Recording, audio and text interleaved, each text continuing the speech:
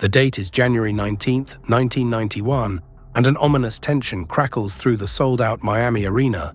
Not merely the typical anticipation for a championship bout, but something far darker and more visceral.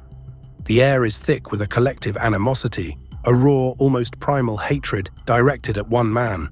His entrance music, a discordant militaristic dirge, only intensifies the severe loathing. This isn't a mere wrestling match, it's a proxy war, a cultural clash played out in the squared circle. In the center of this storm stands Sergeant Slaughter, not the revered patriot who once stood shoulder to shoulder with America's heroes, but a venomous turncoat, a self-proclaimed sympathizer with an enemy nation. His adversary, the reigning Federation champion, the Ultimate Warrior, enters to a cacophony of cheers, a vibrant, frenetic embodiment of American ideals. The contrast couldn't be starker. This is the Royal Rumble, and the main event is a fight for more than just a title belt. It's a battle for national pride. From the outset, the match is an emotional roller coaster. Prior to the bell, Queen Sherry, the seductive valet of Macho King Randy Savage, attempts to sway the Warrior into granting Savage a title shot. The Warrior, ever the unwavering force of good, rebuffs her advances, a move that ignites the fury of the Macho King. As the championship contest unfolds, Slaughter dominates, the crowd's hopeful roar turning into a desperate plea. The Warrior rallies, setting up his signature gorilla press slam, and in a moment of audacious defiance, he grabs Sherry, who has returned to ringside, and press slams her onto Savage. This momentary distraction provides Slaughter the opening he needs. A knee strike to the Warrior's back sends him reeling into the ropes, where Savage, seizing the opportunity, shatters his royal scepter on the Warrior's head. The referee, still oblivious, is nowhere to be found. Slaughter capitalizes, dropping an elbow on the unconscious Warrior and securing the pinfall. A collective gasp, then a stunned silence, descends upon the Miami arena.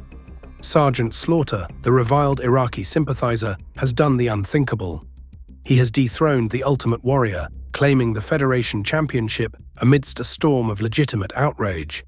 This wasn't merely a scripted loss, it was a perceived national betrayal, and the nuclear heat he generated was unlike anything the wrestling world had ever witnessed. This storyline, birthed from the grim realities of the Gulf War, was groundbreaking in its audacity, blurring the lines between fiction and a deeply felt national crisis. The hatred was so profound, so personal, that Robert Remus, the man behind the persona, received legitimate death threats and was forced to wear a bulletproof vest in public, constantly surrounded by security personnel. The theatricality of professional wrestling had, for a brief, intense period, become terrifyingly real. Robert Rudolph Remus, born on August 27, 1948, could hardly have imagined the depths of the public's emotional investment in his villainous turn. His journey into professional wrestling began at a young age, captivated by the spectacle on television with his father. After graduating from Minnesota's Eden Prairie High School in 1966, where he honed his athletic prowess in wrestling and football, Remus entered the unforgiving world of professional wrestling, training under the tutelage of legends. He initially wrestled under his real name, Beautiful Bobby Remus, competing in regional circuits like Portland and Vancouver. A brief hiatus to manage his father's roofing company after his mother's cancer diagnosis proved pivotal. It was during this time that the iconic Sergeant Slaughter persona was born, inspired by the drill sergeant character in the 1957 film The D.I. and Jackie Gleason's role in Soldier in the Rain. His initial foray into the World Wrestling Federation in 1980 saw him quickly ascend as a nefarious villain under the guidance of the Grand Wizard. He became notorious for his Cobra Clutch challenges, offering $5,000 to anyone who could break his signature hold. This led to high-profile encounters with World Heavyweight Champion Bob Backlund and a memorable, brutal alley fight against Pat Patterson in Madison Square Garden. After a stint with the National Wrestling Alliance, he returned to the Federation in 1983. This return initially saw him resume his rivalry with Backlund, but it was his pivotal face turn in early 1984 that truly launched him into national prominence. As a patriotic American hero, he valiantly defended the nation's honor against the Iranian villain, the Iron Sheik, a feud that captivated audiences across the country and culminated in a legendary boot camp match at a sold-out Madison Square Garden. This period also saw the incredible synergy between Sergeant Slaughter and the immensely popular G.I. Joe toy line. Slaughter, in his campaign hat, dark sunglasses, and Vietnam War-era fatigues, became one of the few real people to be immortalized as a G.I. Joe action figure, blurring the lines between a wrestling character and a bona fide American icon. He was featured prominently in the animated series, and this cross-promotional success propelled him to a level of widespread fame that transcended the confines of professional wrestling, making him truly larger than life.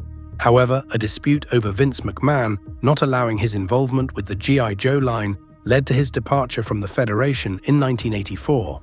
He then spent a considerable period in the American Wrestling Association from 1985 to 1990, where he continued to be a top draw, becoming the heavyweight champion and engaging in memorable feuds with figures like Larry Zbyszko, Kamala, and Colonel De Beers.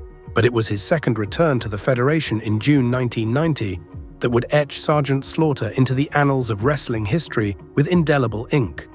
The geopolitical landscape was shifting dramatically, and in a daring and controversial decision, the Federation opted to weave the real-world Gulf War conflict into their storylines. Sergeant Slaughter, now a villain, aligned himself with the Iraqi cause, not out of genuine political conviction, but as a twisted justification of his character's affinity for brutality and a perceived softness in the United States. He joined forces with his old rival, now a kayfabe Iraqi military general, General Adnan. This transformation was visually jarring. Slaughter began wearing Arab headdresses to the ring and adopted the camel clutch as a finishing move. The backlash was immediate, intense, and deeply personal. Audiences, already on edge due to the unfolding international crisis, reacted with a fervent, almost unmanageable fury. The line between character and reality became perilously thin. Slaughter, a man who had received multiple draft deferments and had even protested the Vietnam War in his youth, was now seen as a traitor to his country. The hatred wasn't merely theatrical, it manifested in genuine death threats, forcing Remus and his family to live under constant security, with Remus himself often wearing a bulletproof vest when in public. The Royal Rumble victory over the Ultimate Warrior, precisely when the Gulf War air campaign had just begun, was not just a wrestling upset, it was perceived as a national insult, a desecration of American values. Hulk Hogan, the quintessential American hero, immediately challenged Slaughter, and their showdown at WrestleMania 7 on March 24, 1991 in Los Angeles, was framed as a patriotic battle for the soul of America, with Hogan ultimately reclaiming the championship. Following the intensely patriotic Hogan feud, a gradual transformation began for Slaughter. In a compelling narrative turn, he became a face once more. This redemption arc resonated with audiences who, having been so invested in his villainy, found a new catharsis in his return to heroism. At WrestleMania 8 in 1992, he teamed with Jim Duggan, Big Boss Man, and Virgil to defeat the Nasty Boys, the Mountie, and Repo Man. He even feuded with his former allies, Adnan and Colonel Mustafa, culminating in a Survivor Series victory for Slaughter's team. By late 1992, he transitioned from full-time competition to an on-air official role within the Federation, a testament to his enduring presence and ability to adapt. After a hiatus, Slaughter made a significant return in August 1997, assuming the role of on-air commissioner. This new authority figure role led to a memorable feud with the nascent D-Generation X, with Shawn Michaels and Triple H famously ridiculing him as Sergeant Slobber. He even engaged in a boot camp match against Triple H at In Your House in December 1997. In early 1998, he briefly turned heel again, aligning himself with Vince McMahon's corporate faction, serving as one of McMahon's on-screen lackeys against Stone Cold Steve Austin. Though his full-time in-ring career was winding down, Slaughter continued to make sporadic appearances throughout the 2000s, including a memorable gimmick battle royal at WrestleMania 17 in 2001. His later years saw him involved in various nostalgia-driven segments and matches. He teamed with Ric Flair, Dusty Rhodes, and Ron Simmons against the Spirit Squad at Survivor Series 2006, and even had a tag team championship match with Jimmy Snuka against Juice and Domino in 2007. Despite stepping back from full-time competition, he remained a beloved figure, participating in old-school themed episodes of Raw, and even having a final match challenging Antonio Cesaro for the United States Championship in 2012. Sergeant Slaughter's journey from humble beginnings to a globally recognized character is a testament to the power of compelling storytelling in professional wrestling. His transformation from a patriotic hero to a reviled Iraqi sympathizer during the Gulf War, a storyline that generated genuine fear and hatred, remains one of the most audacious and impactful narratives in wrestling history. The fact that Robert Remus had to wear a bulletproof vest, that he genuinely feared for his life and the lives of his family, underscores the extraordinary potency of that period. Yet, through it all, he navigated the controversies, eventually returning to a heroic role and securing his place not just as a professional wrestling legend, but as an enduring figure in pop culture, forever intertwined with the G.I. Joe universe. He is a WWE Hall of Famer, inducted in 2004, a recognition of his unparalleled impact.